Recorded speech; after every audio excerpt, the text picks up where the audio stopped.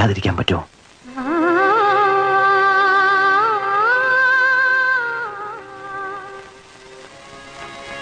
ഇല്ല അല്ലേ?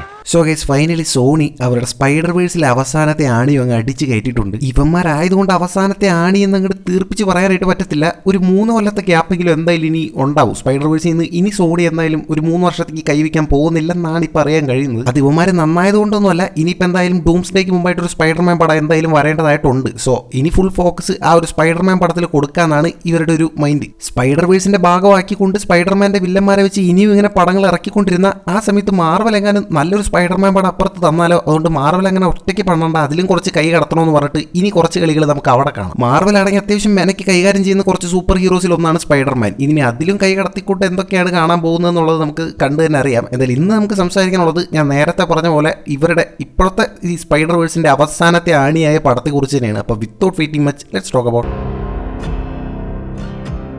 പടത്തിൽ ആകപ്പാടെയുള്ള ഒരു പോസിറ്റീവ് പറഞ്ഞുകൊണ്ട് തന്നെ തുടങ്ങാം. ആരോൺ ടൈലർ ജോൺസൺ പുള്ളിക്കാരൻ ക്രേവൻ എന്ന് പറഞ്ഞ ഒരു ക്യാരക്ടറിന്റെ ആ ഒരു മാനറിസം പിടിച്ച് ചെയ്തിട്ടുള്ള പരിപാടികളൊക്കെ ഒരു പരിധിവരെ വർക്കൗട്ട് ആയിട്ടുണ്ടെന്ന് തന്നെ വേണമെങ്കിൽ പറയാനായിട്ട്. പുള്ളിയുടെ ആ ഒരു ആറ്റിറ്റ്യൂഡും പിന്നെ ആളുടെ ഡയലോഗ് ഡെലിവറിയിൽ കൊണ്ടുവന്നിട്ടുള്ള കുറച്ച് പരിപാടികളൊക്കെ കണ്ടിരിക്കാനായിട്ട് ഒരു രസം ഉണ്ടായിരുന്നു. എന്നാൽ പോലും പുള്ളിയെ ഒരു മികച്ച കാസ്റ്റിംഗ് എന്ന് പറയാനായിട്ട് പറ്റത്തില്ല. കാരണം ഇപ്പോൾ കോമിക്സിലൊക്കെ നോക്കിയാൽ തന്നെ ക്രേവൻ എന്ന് പറഞ്ഞാൽ തന്നെ ഒരു ബൾക്കായിട്ടുള്ള ബോഡിയൊക്കെ വെച്ചിട്ടുള്ള ഒരു ക്യാരക്ടറാണ്. പുള്ളി അങ്ങ് നടന്നു വരുന്നത് തന്നെ ഒരു ഗത്ത് ഫീലിംഗ് ആണ്. ഇവിടെ നമ്മുടെ ആരോൺ ടൈലർ ജോൺസനെ നോക്കി കഴിഞ്ഞാൽ പുള്ളി ഫിസിക്കലി ഫിറ്റൊക്കെയാണ്. ബട്ട് പുള്ളിയുടേത് ഭയങ്കര ലീൻ ആയിട്ടുള്ളൊരു ബോഡി ആയതുകൊണ്ട് തന്നെ ചില സീക്വൻസിലുള്ളൊന്നും അത്രയ്ക്ക് ഒരു ഇമ്പാക്ട് നമുക്ക് കിട്ടുന്നില്ല. ഇനിയിപ്പോൾ കോമിക് ആക്യുറേറ്റ് ആയിട്ടുള്ള ഒരു ക്രേവനെ അല്ല പ്രസന്റ് ചെയ്യുന്നതെന്ന് പറഞ്ഞാൽ പോലും പടത്തിലെ ക്ലൈമാക്സിനോട് അടുത്തൊരു സ്റ്റണ്ട് സീക്വൻസിൽ ഒരു ട്രക്ക് വെച്ചിട്ടുള്ള ഒരു പരിപാടിയൊക്കെ ഉണ്ട്. ആ സംഭവം ഒന്നും അങ്ങോട്ട് കൺവിൻസിംഗ് ആയിട്ട് ചെയ്യാനായിട്ട് പുള്ളിയെ കൊണ്ട് പറ്റുന്നില്ല. പുള്ളിയുടെ ആ ഒരു ബോഡി വെച്ച് പുള്ളി ഇങ്ങനത്തെ കാര്യങ്ങൾ ചെയ്യുന്നു എന്ന് പറയുന്നത് കാണുമ്പോൾ ഒരു എഫക്റ്റ് കിട്ടുന്നില്ല. എന്തിന് പടത്തിന്റെ തുടക്കത്തിൽ ഒരു ബെഞ്ച് പ്രസ് ചെയ്യുന്ന ഒരു സീക്വൻസ് ഒക്കെ ഉണ്ട്, അതുപോലും അത്രയ്ക്ക് ഒരു എഫക്റ്റ് വരുന്നില്ല. സോ ക്രേവൻ എന്ന് പറഞ്ഞിട്ടുള്ള ഒരു ക്യാരക്ടറായിട്ട് പുള്ളി ഒരു മിസ്കാസ്റ്റ് തന്നെയാണെന്നാണ് പേഴ്സണലി എനിക്ക് തോന്നിയത്.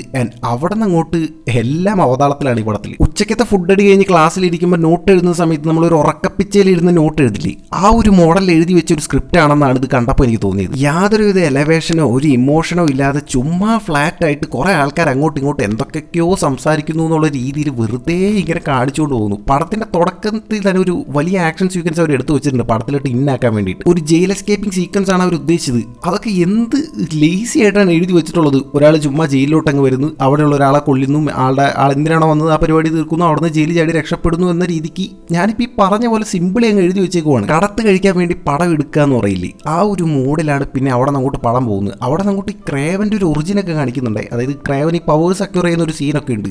എൻ്റെ മോനെ ബാലരമേലെ മായാവി കഥയിലുണ്ടാവും ഇതിനൊക്കെ കൂടുതൽ ലോജിക്ക്. ഞാൻ പറയുന്ന സൂപ്പർ ഹീറോ പടങ്ങൾ ഇങ്ങനെ ലോജിക്ക് വേണമെന്നല്ല, എന്നാൽ സൂപ്പർ ഹീറോ പടങ്ങൾ അതിൻ്റെതായ ഒരു ലോജിക്ക് കീപ്പ് ചെയ്ത് പോകണ്ടേ. ഇത് ഒരുമാതിരി സിംഹത്തിന്റെ ചോര വീണ് ക്രേവനാവുന്നു എന്നുള്ള രീതിക്ക് വന്നു കഴിഞ്ഞാൽ ആളുകൾ ആക്സെപ്റ്റ് ചെയ്യില്ല എന്ന് പറഞ്ഞിട്ട് വേറൊരു പരിപാടി കൂടി ചെയ്തു വെച്ചിട്ടുണ്ട്.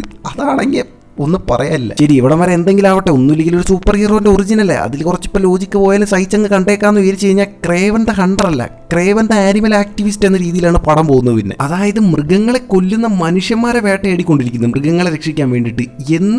എന്ത് ബേസിക് നോളജാണ് ഈ ക്യാരക്ടറിനെ പറ്റി ഇവർക്കുള്ളതെന്ന് മനസ്സിലാവുന്നില്ല. വേറൊന്നുമില്ല, ഇത് മറ്റേത് തന്നെ, ഏത് ആന്റി ഹീറോ ആക്കാൻ നോക്കുന്നതാണ്. എന്തിനാണ് ഈ സ്പൈഡർമാന്റെ ഇത്രയും മോസ്റ്റ് പവർഫുൾ ആയിട്ടുള്ള ഒരു വില്ലനായിട്ടുള്ള ക്രേവനെയൊക്കെ ഇങ്ങനെ കാണിച്ചു വെക്കുന്നതെന്ന് മനസ്സിലാവുന്നില്ല. ക്രേവൻ എന്ന് പറഞ്ഞ ഒരു ക്യാരക്ടർ മനുഷ്യന്മാരായിട്ടൊന്നും ഒരിക്കലും ഫൈറ്റ് ചെയ്യാറില്ല. കാരണം പുള്ളിയുടെ ഒരു കോൺസെപ്റ്റ് എന്ന് പറഞ്ഞ ഒരു ആൽഫാമെയിൽ കോൺസെപ്റ്റ് തന്നെയാണ്. അതായത് പുള്ളി വീക്ക് ആയിട്ടുള്ളവരായിട്ടൊന്നും ഫൈറ്റ് ചെയ്യത്തില്ല. പുള്ളിയുടെ ആ ഒരു പവറിന് മാച്ച് ആയിട്ടുള്ള ആൾക്കാരുടെ അടുത്ത് മാത്രമേ, അതായത് ആനിമൽസിന്റെ അടുത്ത് മാത്രമേ പുള്ളി ഒരു ഫൈറ്റ് ചെയ്യത്തുള്ളൂ. ചുരുക്കി പറഞ്ഞ ഒരു പ്രിഡേറ്റർ മോഡ് എന്നൊക്കെ വേണമെങ്കിൽ പറയാനായിട്ട് വരും. സ്പൈഡർമാൻ്റെ അടുത്ത് പോലും പുള്ളി ഫൈറ്റ് ചെയ്യുന്നത് സ്പൈഡർമാൻ പുള്ളിക്ക് ഒരു ഒത്ത എതിരാളിയാണെന്ന് പുള്ളിക്കൊരു ഉറപ്പുള്ളതുകൊണ്ടാണ്. പുള്ളിക്കാരൻ്റെ പവേഴ്സുമായിട്ട് മാച്ച് ചെയ്യുന്നത്, അല്ലെങ്കിൽ പുള്ളിക്കാരനെ ഡിഫീറ്റ് ചെയ്തിട്ടുള്ള ഒരാളാണ് സ്പൈഡർമാൻ. അതുകൊണ്ട് മാത്രമാണ് ഒരു ആർച്ച് എനിമി എന്ന രീതിയിൽ സ്പൈഡർമാനെതിരെ നമ്മുടെ ക്രേവൻ നിൽക്കുന്നത്. അങ്ങനെ ആ ഒരു ക്യാരക്ടറിന്റെ ഒരു ബേസിക് എസൻസ് പോലും എടുക്കാതെയാണ് ഒരു മുഴുനീളം ആ ക്യാരക്ടറിനെ വെച്ചൊരു പടം എടുത്തിരിക്കുന്നതെന്ന് ആലോചിക്കുമ്പോൾ തന്നെ എന്തോ അത്ഭുതം തോന്നുന്നു. ക്രേവന്റെ അപ്പനായിട്ടുള്ള റസൽ ക്രോയുടെ ചില പരിപാടികളും മറ്റുമാണ് ചെറുതായിട്ട് ക്രേവന്റെ വൈബെങ്കിലും തരുന്നത്. തുടക്കത്തിൽ തന്നെ റസൽ ക്രോ ചെയ്യുന്ന ചില പരിപാടികളുണ്ട്. അതൊക്കെ കുറച്ചെങ്കിലും ക്രേവന്റെ ആ ഒരു ആറ്റിറ്റ്യൂഡുമായിട്ട് കുറച്ചെങ്കിലും സിങ്ക് ആയി പോകുന്നത് പുള്ളിയുടെ ക്യാരക്ടറാണ്. എന്ന് വെച്ചാൽ റസൽ ക്രോയ്ക്ക് വേണ്ടി ഈ പടം കാണാൻ പറ്റുമെന്ന് വെച്ചാൽ അതുമില്ല. പുള്ളിക്ക് അങ്ങനെ സ്ക്രീൻ പ്രസൻസ് ഒന്നുമില്ല. ആകെ 2 മിനിറ്റ് എങ്ങാണ്ടേ പുള്ളി വരുന്നുള്ളൂ. അതും ഒരു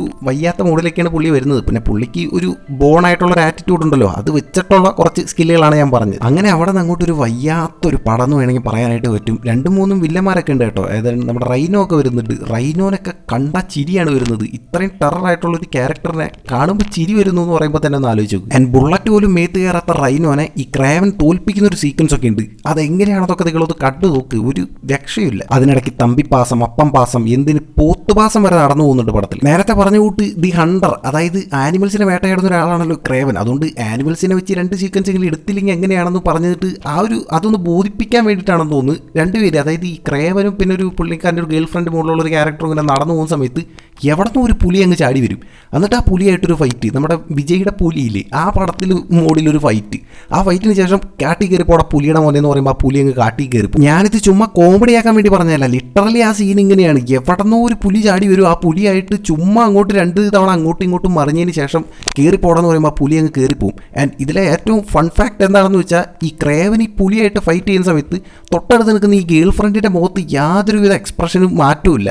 അതൊരു CGI പുലിയല്ലേ, അത് നമ്മൾ എന്ത് ചെയ്യാൻ, ഒരു സീനും ഇല്ല എന്ന് പറഞ്ഞിട്ടുള്ള നിൽക്കുന്ന രീതിയിലാണ് ആ പുള്ളിക്കാരി നിൽക്കുന്നത്. അങ്ങനെ ബേസിക് ആക്ടിങ് പോലും പലരും മറന്നുപോയാൽ, അല്ലെങ്കിൽ ഈ പടത്തിന് ഇത്രയൊക്കെ ആക്ടിങ് മതി എന്ന രീതിക്കാണ് അവരുടെയൊക്കെ ഒരു ആക്ടിങ്. ഈ റൈനോ എന്ന് പറഞ്ഞിട്ടുള്ള ക്യാരക്ടറിനെ പറ്റി പറഞ്ഞിരുന്നല്ലോ, ആ ക്യാരക്ടറൊക്കെ ചെയ്തിരിക്കുന്ന ആളുടെ വെറുപ്പിക്കൽ അൺസഹിക്കബിളാണ്. ഒരു സ്ഥലത്തിൽ ഒരു ക്യാരക്ടർ വന്നിട്ട് ഈ റൈനോയുടെ ക്യാരക്ടറിൻ്റെ അടുത്ത് എന്തോ സീരിയസ് ആയിട്ടുള്ള എന്തോ ഒരു കാര്യം പറയാതെ, എന്താണെന്ന് ഞാൻ മറന്നുപോയി, ആരോ മരിച്ചു എന്നാണെന്നോ മറ്റോ ആണെന്ന് തോന്നുന്നു. അത് കേട്ടിട്ട് ഈ ക്യാരക്ടർ ചുമ്മാ കിടന്നങ്ങ് ചിരിക്കും.